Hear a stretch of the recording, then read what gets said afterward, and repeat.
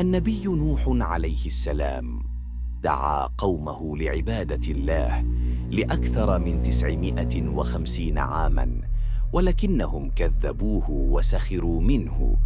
رغم المحن صبر وبنى السفينة بأمر الله.